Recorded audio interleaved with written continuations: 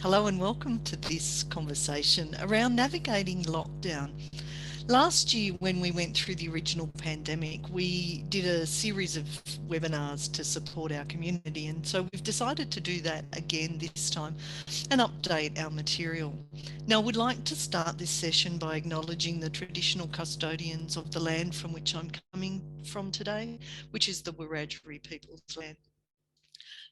I would also like to pay my respects to elders past, present and emerging, and also to extend that respect to any Aboriginal or Torres Strait Islander people that are on this webinar today.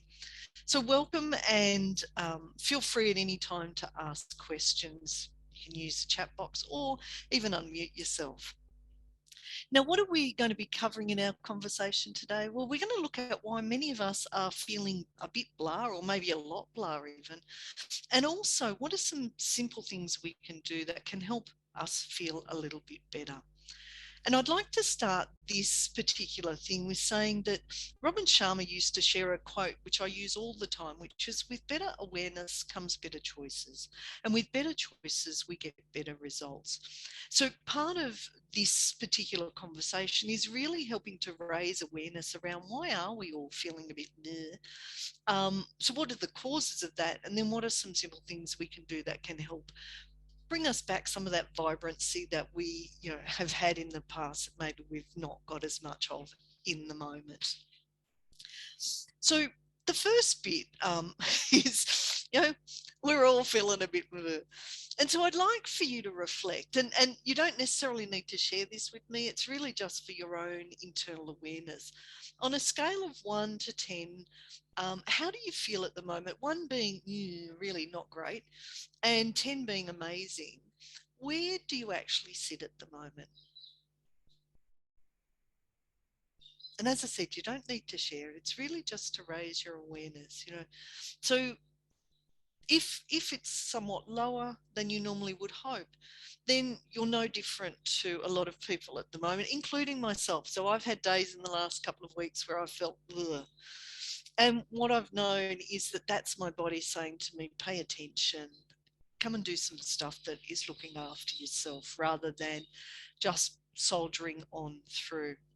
And in the last week or so, I've attended a number of webinars by other people, which has really sort of helped frame this particular conversation to help you understand a little bit better what might be going on for you. Now, the first thing I wanted to share was an article that was shared by a client of ours, and it was written by Adam Grant, whose most recent book is Think Again. And he wrote this article in the New York Times earlier this year. And the article heading says it all. There's a name for the blah you're feeling. It's called languishing. And he talks about that languishing is really that sense of stagnation and emptiness. So it feels like you're just muddling through your life and you're looking at it through a foggy windscreen. And so part of that is it's around, we're all coping with this extended pandemic.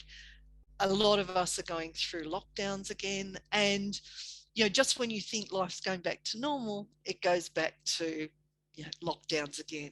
And so that impacts us from an emotional perspective. And so while it's not necessarily any feeling, it's really not, it's that sense of I don't have, or there's an absence of well-being. I'm just blur, just like this beautiful puppy on this photo. And I will say here, this is from a website called Unsplash, where people generously share their images. And I'd like to acknowledge Matthew Henry for his image in this particular one. Now, earlier, or last week, I attended a webinar by a gentleman called Michael Bunting, and he does a lot around mindfulness and leadership. And his webinar was on emotional exhaustion. And one of the things that I learned from that was about a tool called the Polyvagal Chart. Now, I'd encourage you to Google Polyvagal Chart, because what you'll see is this bell-shaped curve and 3 elements in the bell-shaped curve. And so at the bottom is what he calls social engagement. So this is where we're feeling alive, we're connected with others, we're nice and present. And that's the state we generally want to be in. But what happens as change happens and we don't necessarily have the skills yet, or, it's happening so rapidly that we're not able to cope, is that it goes up the bell curve through what we call fight and flight. And this is the response that we often talk about, where we're in the survival part of our brain. Now, when we're in that state, if we're in more of the fight side, it might feel like frustration, it might move to irritation, and eventually it's going to move to anger. If we're a bit more in the flight side, we might feel worry to start with. It could then become, I'm feeling anxious, I'm feeling fearful, and really heightened, it could move to panic. Now, in those stages, if we're not able to navigate that, what will tend to happen is if the stress increases, we then go up to the top part. And this is up the top of the bell curve where it's going up and it's about to go down. And this is where we're in what he calls the freeze response. So we often talk about when we get into that survival, we do fight, flight, and sometimes freeze. And freeze is that state. And in that state, we start to feel helpless and hopeless. We start to feel numb. And I think, whether you're in that middle bit where you're still feeling some of those emotions, but they're strong and it's not necessarily comfortable, or you've got to that point where really your brain and emotions are starting to feel way overloaded, then what happens is our body tends to start to shut down because we don't know how to cope. Now, one of the things that Michael Bunting spoke about in his webinar, which I highly recommend if you can access it, it certainly was free when I watched it, is that the only way out is to go back through that fight or flight zone to get back to social engagement. Now, in order to do that, we're going to have to be uncomfortable. We're going to have to come back to feeling, because when we're in that top phase, we're actually numb. We're not feeling. We're trying to push down emotions. And in fact, the only way we can get back to that vibrancy of life is actually to feel those emotions and process them and let them go. Now, that may require professional help. And can I say I would highly encourage that. There's no shame in getting professional help because, we go to a doctor when we feel sick. People like psychologists, psychiatrists absolutely can help us when we're not understanding what's going on from an emotional perspective. So highly recommend that if you're not feeling in a really great space. At the end of the day, in order to process when we come back down and feel those emotions again, we need a safe space. Now, I watched a beautiful TED talk, which again, Michael Bunting recommended, and it was by a woman called Susan David. And what I loved about her talk was she talked about how her father had passed away when she was quite young. And, she put on that brave face, yes, I'm fine, I'm fine. And what she discovered was that, she did really well academically and stuff, but one teacher saw through that facade because she wasn't fine. You can't be fine when you lose a loved one without processing it. And so this teacher gave her a journal and just said, everyone write what you're feeling, not what you think others want to hear you say, but actually what you're feeling. And she used that to start to process what was going on for her. And it led to her, now she's an author as well as a psychologist, and she helps people be more emotionally agile. And in order to do that, we have to be able to process those emotions. So if you're feeling a bit blur, maybe just writing about it can be helpful too, just to check in what's going on. Am I feeling numb? What's that about? What do I feel like I've got control of? What's starting to perhaps make me feel stressed or anxious? One of the things we know is that when we name what we are feeling, then we are better able to actually address it. So first part is actually starting to check in with your body. What is that uncomfortable sensation? Where does it sit in my body? And if I had to name it, what might it be? And to start with, you might even need to Google some of the terms, because you might go, it's not anxious, but it's certainly not comfortable. So what is that? And it could be just worry or concern, but it could also be a fearful thought. So spending time just getting to understand that those emotions that are coming up for you and those feelings are actually giving your body information about where you're at. Now, the one thing about emotions is they come and go, so they're not going to be here forever. But our brain often, when we're in that negative headspace, will often make it catastrophize, and it certainly will make us think that this is not going to change. But absolutely it will change.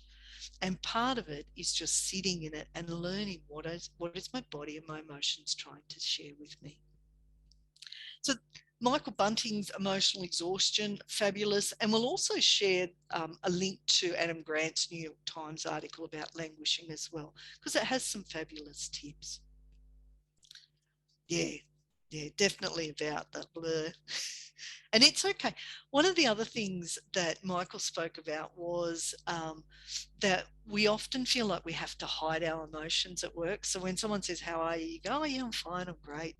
When in fact, it takes a lot of effort to actually hide the fact that you're not great. And healthy workplaces, it's okay to say, "You know what, I am feeling a bit sad today."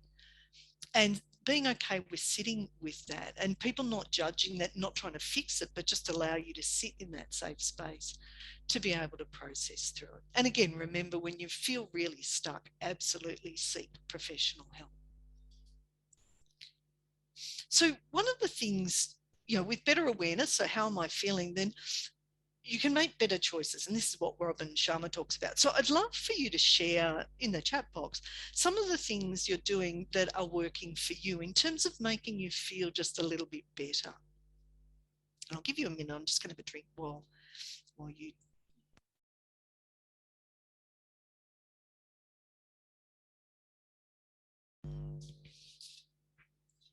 Nice. Yeah, just going for walks, beautiful. Sitting out in nature. Oh, I love that. Yes. Oh, I love getting out in the garden. Yeah, that's such a great thing to do.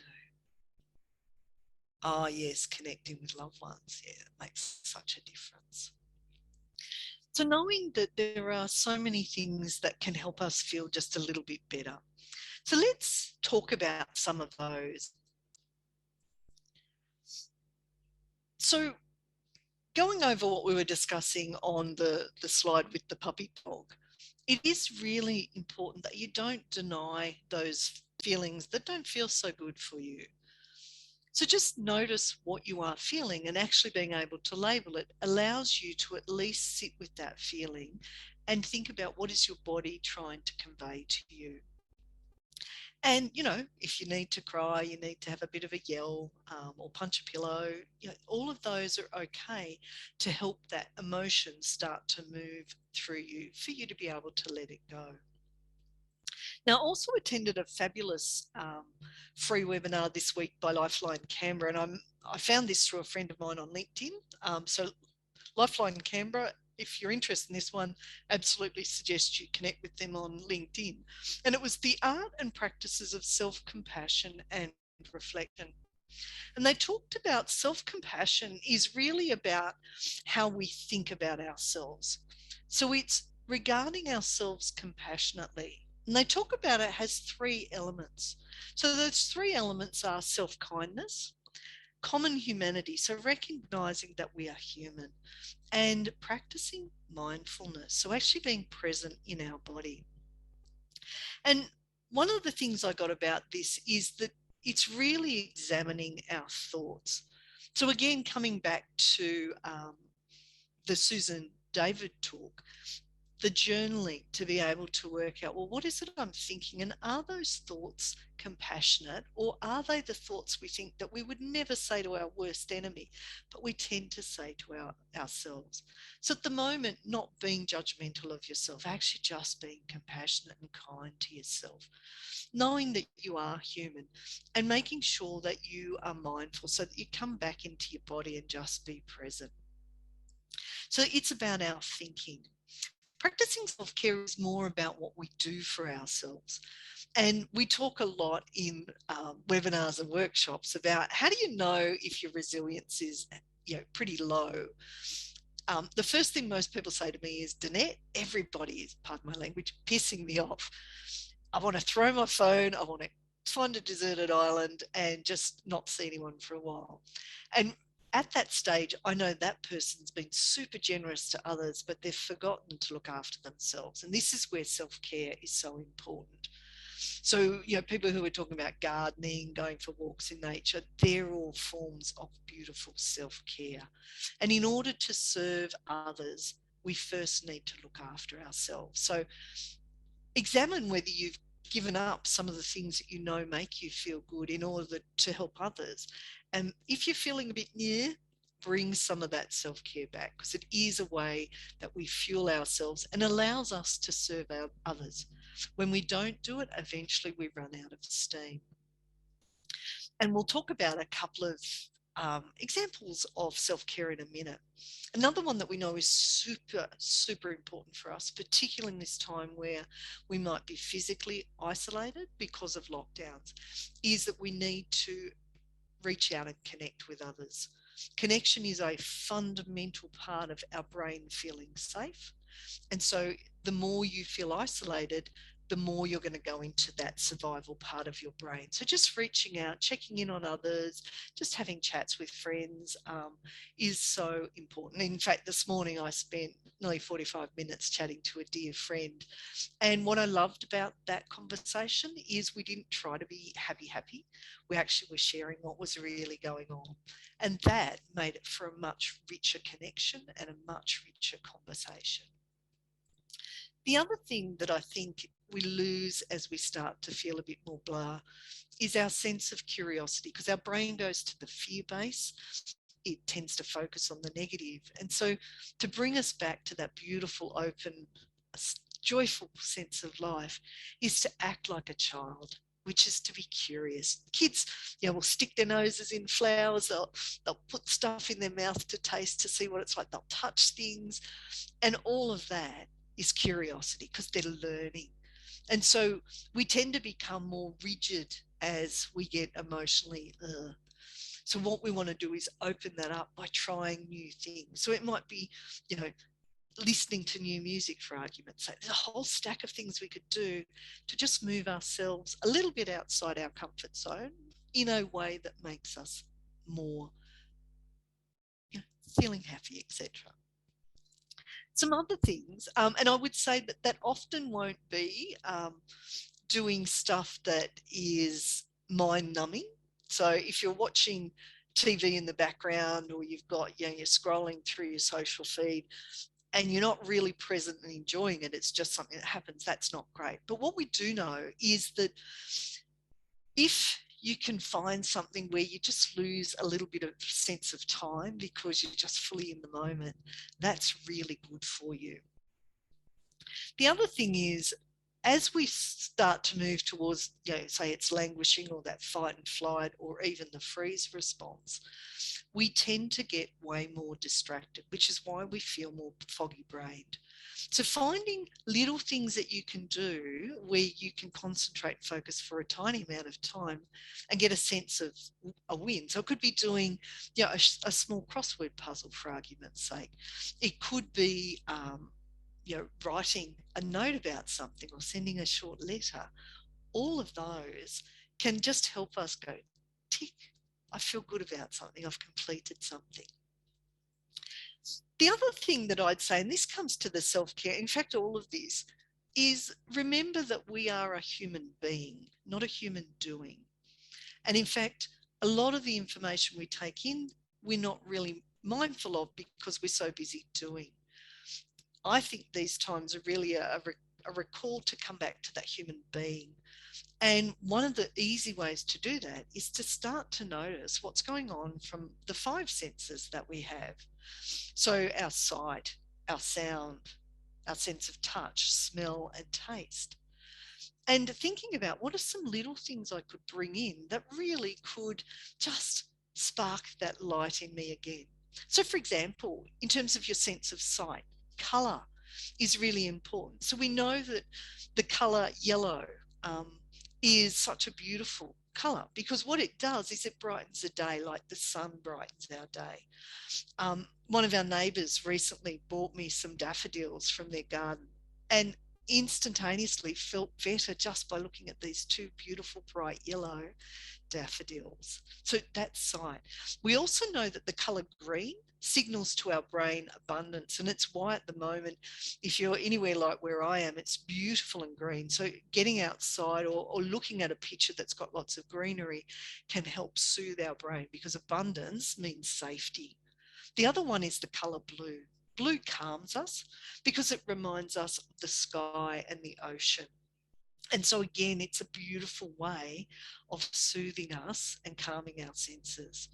For me, one of the rituals that I love is to watch the sunrise and watch the sunset. We get spectacular sunrises and sunsets where I am. And even just watching the stars start to come out at night. We're nearly at a full moon at the moment, and just watching the sky change over the last couple of weeks as the moon's gone from that tiny little sliver through to it's more than half a moon at the moment. And just the difference it has on what you can see in the sky at night is amazing. So that's our sense of sight. The next one is to think about your sense of smell. What are those smells from your past that make you feel good? For me, I remember my grandmother would cook shortbread, and smelling shortbread's like, oh, I love it. I also love the smell of rain on grass, because that for me reminds me when I was a child, when there was drought and all of a sudden it started raining, and the smell of that was just magnificent. Some smells that might help you, and certainly worth doing a bit of research in terms of smells, is citrus can brighten us up. So smelling those citrus smells. If you want to calm yourself, things like lavender can be really helpful. And rosemary's really good for clearing and refreshing our mind. So if you've got a rosemary plant, or you've got some rosemary herbs maybe in your spice rack, having a little smell of them can make a difference as well. Um, Sound is another one. So we know that some sounds will make us feel really good and some won't. So notice what sounds you could play that would make you feel uplifted. In fact, even creating a playlist with songs or sounds that make you feel really good. One of the things I love to do is listen to and watch, because I'm very visual, a meditation of a stream running through a rainforest, and just listening to the sounds and watching the water just ripple around the rocks. Fabulous. So thinking about, what did you like to watch in the past when we could get out of lockdowns, whether it's the ocean, rainforest, etc., and maybe looking at a meditation online that includes those elements. The other thing, which I read about in a book recently, which was on our heart, was the sound om. So when we go om, it actually resonates throughout your body, and it actually calms our heart and our brain. So even finding the time during the day when you're feeling a little bit stressed to just sit and do perhaps 2 or 3 oms, just to calm yourself down. So thinking about what sounds help you, and I'm sure, sounds of laughter, your loved ones, those you care about, their sounds you want to hear as well. In terms of touch, some of you will be very tactile. So finding materials, obviously, that are nice and soft and calming and soothing. We recently bought some woodies, and the material they use is just beautiful. So just stroking that can calm. The other bit is, if you've got animals, patting those animals is beautiful and soothing. A warm bath, a warm shower, all of those can also soothe us from that sense of touch. Just even touching yourself. All of those are lovely things. Now, obviously, within the COVID restrictions, if you have someone in your house that, whether it's holding a hand, a back pat or a back rub or a hug, all of those obviously are really good for us as well. But if you don't have anyone with you, even just giving yourself a hug is a beautiful way to soothe and remind your body that you matter. The last one is taste. what do you normally eat? And then thinking about, is there something that I could try that I haven't that might just brighten up my taste buds? A friend of mine decided that every time they go shopping, they'd buy two new ingredients that they'd not used before in order to increase their palate and to change their sense of taste. So maybe it's baking a recipe that you haven't made for a while that makes you feel good or reminds you of your childhood or something. It can also be just thinking about what are the things that really make your taste buds come alive. So for me at the moment, we've got an absolutely loaded orange tree and lemonade tree. So going out and just peeling off the rind, smelling that beautiful citrus smell, and then tasting that fresh burst of citrus taste, for me, it's like, oh, I love it. And to be able to do that off our own trees also reminds me how blessed I am. The last thing I'd say on this is really remembering that while it seems like we're in this for a long time, and yes, it is a long time for some of us, there will be an end in sight. So don't let your brain convince you that this is forever. And one of the ways that we can really help our brain come back to that beautiful, calm state is to remember to be grateful. So thinking about the little things in your life that you are grateful for, and maybe recording 3 of them every day. I'd also absolutely encourage you to make sure that you journal so that you are able to put down those feelings, acknowledge them, and think about, how do I process this? Whose help do I need? What do I need to do to be able to navigate this? And know that we are here for you. So if you need to talk, please reach out to us. Email us at learn@magicallearning.com. And we will absolutely set up a time to have a chat and support you. Because at the end of the day, and I've been adding this as my hashtag on LinkedIn for the whole of this pandemic, is we are all in this together. We're not all experiencing it the same, but we are all in this together, and we are absolutely, definitely here to support you. So the thing I think that when you sit down to journal that can be really helpful, on top of those 3 to 5 things you're grateful for, is to reflect on, okay, what do I need to keep doing? Because it absolutely is working for me and making me feel okay. What are some things I could start doing? And you maybe come back to those 5 senses and think about what are some things you could change around that might just bring a bit more of that spark of aliveness back to you. And also being okay with acknowledging that you aren't feeling 100% at the moment. I don't want you to pretend that you're great when you're not, because that requires even more effort. And frankly, at the moment, it's not good for you. It is much better to acknowledge as you're writing what's going on for you, and then start to think of some little things you can change. And the last thing is, what do I need to stop doing? Because it really isn't working for me. And it could be as simple as I need to stop saying I'm fine when I'm not.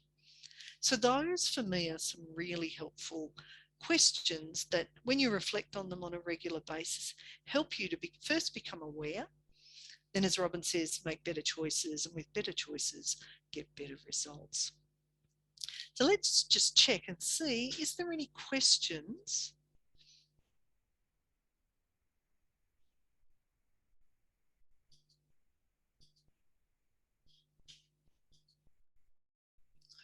Okay, awesome. All right. Now,